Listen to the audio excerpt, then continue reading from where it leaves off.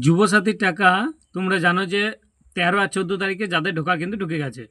তারপরে মুখ্যমন্ত্রী মমতা বন্দ্যোপাধ্যায় বলেছিলেন যে 18 থেকে 19 তারিখের মধ্যে বাকি টাকাগুলো সব ঢুকে যাবে, কিন্তু এখনও পর্যন্ত কারো অ্যাকাউন্টে আর তারপরে টাকা কিন্তু ক্রেডিট হয়নি। আমরা স্ট্যাটাসও চেক করতে পারছি না। তো চলো আমি আজকে দেখিয়ে দেবো যে সরকার থেকে যে মোবাইল নাম্বারটা লঞ্চ করেছিল সেটাও সুইচ অফ আসছে। আজকে আমি দেখিয়ে দেবো যে তোমরা কিভাবে তোমাদের কোন পজিশনে আছে বা টাকা পাওনি সেটা কিভাবে সরকারকে জানাবে। তোমরা নিজের মোবাইল থেকেই জানাতে পারবে যে আমি এখনও পর্যন্ত টাকা পাইনি, আমার অ্যাপ্রুভ মেসেজ এসেছে তারপরেও। তো চলো আমি সেটা তোমাদের দেখিয়ে দিচ্ছি। কি করবে, এই জন্য মেলে চলে আসবে। ঠিক আছে, মেলটা ওপেন করবে। ওপেন করার পর এখানে কম্পোস্ট মেল বলে যে অপশানটা আছে এখানে ক্লিক করবে। ঠিক আছে, ক্লিক করার পর দেখো যে মেল থেকে তুমি পাঠাতে চাইছো সেই মেল থেকে তুমি মেল করবে। এবার কাকে করবে, এই যে যুবসাথী 2026@gmail.com, এখানে এলে ওই মেলে মেল করছো। এবার এখানে সাবজেক্ট এলে সাবজেক্টে লিখবে রিগার্ডিং রিগার্ডিং বাংলার যুবসাথী।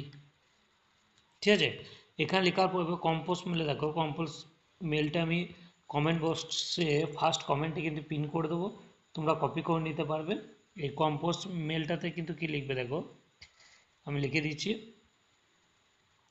এই যে এটা আমার কপি করা আছে দেখো, dear sir madam, I weed like to inform that Yuvasathi assist, এগুলো যে যে আমার অ্যাকাউন্টে এটা আমার ক্রেডিট হয়নি, এই জন্য সম্পূর্ণটা এখানে লেখা আছে। আমি ফার্স্ট কমেন্টে পিন করে দিচ্ছি, তোমরা কপি করে নিতে পারবে। ওইটার পরে যে নিচে যেটা আছে দেখো, ইওর নাম লেখা আছে, এখানে তোমার নাম লিখবে। এই যে ইওর নাম যেখানে লেখা আছে এখানে কিন্তু আমার নাম লিখবো।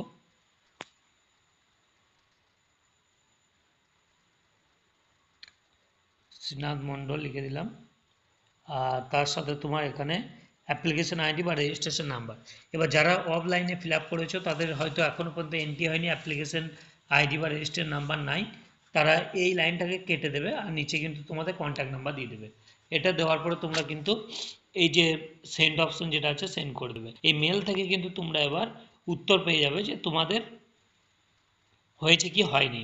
ঠিক আছে, এইভাবে তোমরাও মেল করে একবার জেনে নাও যে তোমাদের কোন অবস্থায় আছে তোমাদের এই অ্যাপ্লিকেশনটা। যাদের বিশেষ করে অনলাইনে করেছো তাদের তো রেজিস্ট্রেশন নাম্বার আছে, বা যাদের মেসেজ ঢুকে গেছে, রেজিস্ট্রেশন নাম্বার ঢুকে গেছে, টাকা পাওনি, তারাও এটা করো না। ভিডিওটা হেল্পফুল বলে মনে হলে অবশ্যই শেয়ার করবে, চ্যানেলটাকে সাবস্ক্রাইব করবে। ধন্যবাদ।